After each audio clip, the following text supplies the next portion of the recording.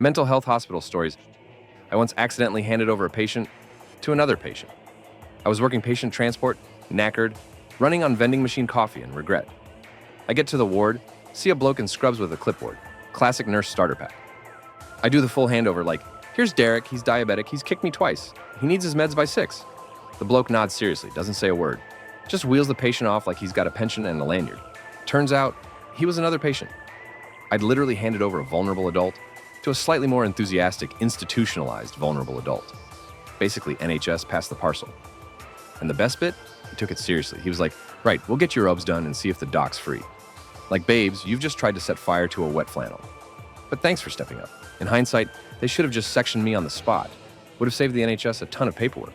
And me 2 years of pretending I was fine. Because here's the thing. I used to drop people off at mental health wards, and I was convinced it was a trap. Like I'd be halfway through a handover and someone would go, all right, love, your turn now. Hand over the ID. I'd leg it out of there, like I was escaping Scientology. No eye contact, no sudden movements. And then a few years later, I'm back. But this time, I'm not holding the clipboard. I am the clipboard. A day in the mental health ward. Mental health is such a taboo subject. People say you should talk about it, but the second you do, they run for the nearest exit. I never thought I'd end up in a psych ward. But in my defense, I also never thought I'd cry because my toast was slightly too toasted, yet here we are. At first I thought the mental health ward would be like One Flew Over the Cuckoo's Nest. People walking around like zombies, shuffling, staring at the wall, unable to tell the time. How mistaken was I? Because that's actually the staff, not the patients. It's a war zone in there, honestly. I remember once there was a commotion in one of the lounges. Now, I love a bit of drama, so I did what any sane person in a psych ward does. Grabbed some crayons and started coloring while eavesdropping. Turns out, the TV remote had gone missing. Now, in normal life, that's annoying. But in a psych ward, where there's literally nothing else to do, that remote is our only connection to reality. This was the worst thing that could happen. Not because it was stuck on Capital Radio, playing extremely loud, but because I knew that remote could be anywhere, and the staff can't possibly change the channel by the TV. That remote is the most important thing on that ward. It's even more protected than the medication. I once asked for my meds, and the nurse said, sorry, I'm busy. I looked over, and she was on all fours, searching under the sofa for the remote.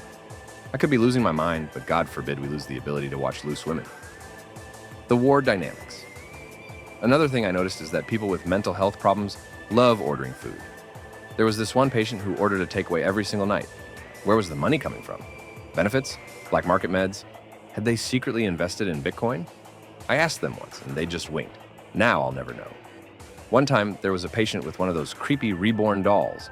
Proper realistic, like it just walked out of Call the Midwife. Another patient hated it. One day, they stormed into the room, snatched the doll, held it up like Simba in The Lion King, and shouted, "This is what the Lord calls sin."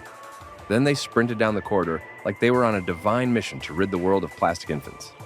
Staff eventually got the doll back. But honestly, I don't think it was ever the same again.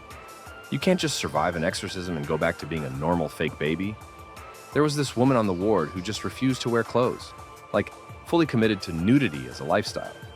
Didn't matter the time of day, morning meds, lunch, a fire drill. She was out there, starkers, like some kind of feral wellness guru. The staff stopped trying after a while. They'd just chuck a hospital sheet over her like she was furniture they were trying to protect from paint splashes. It became a routine.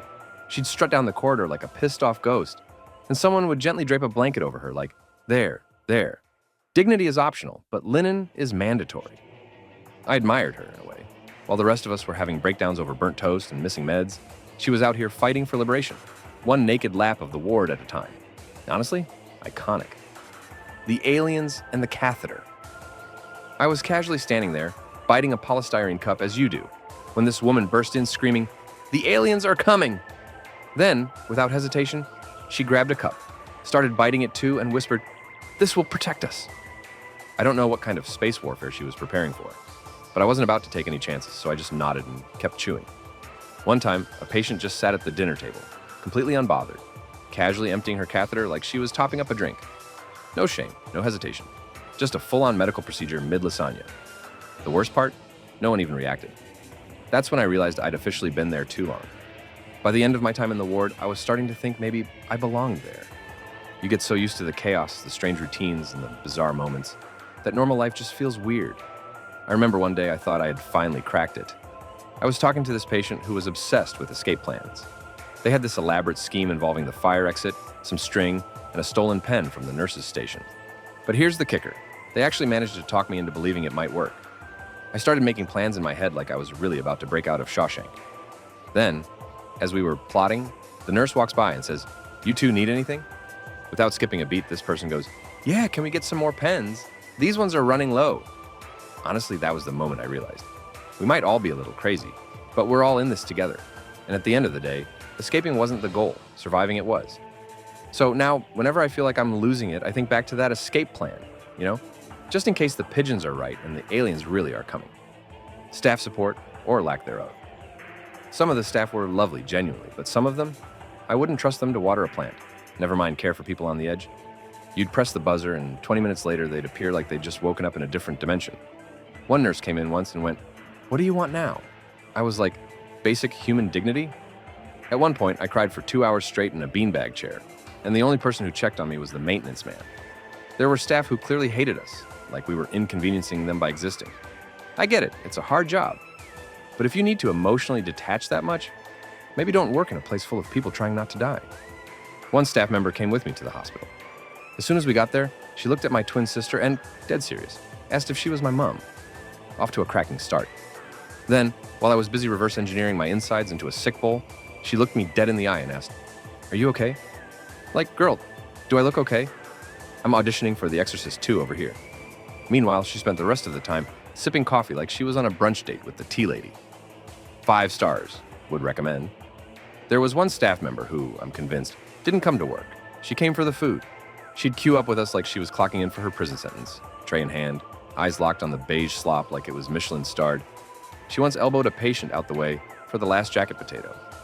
I watched it happen. I thought, wow, someone here really does need sectioning. And it's not me this time. She even asked if she could have seconds once, while I was sat crying into a dry sponge pudding, trying to remember my own name. It was comforting in a bleak way, like, yeah, my mind's in pieces, but at least I'm not fighting mentally unwell people for lukewarm mash. Not yet. I once told a nurse I'm a paramedic, and she immediately asked if I could show her how to use a pen torch. A pen torch, as in the most basic medical tool in existence. I was like, sure, this end goes in the eye and this end goes in the bin if you're relying on me for training. It was a humbling moment. Not because she didn't know, because I realized I was now the most qualified person in the building, and I just cried for 20 minutes because someone ate the last bit of toast.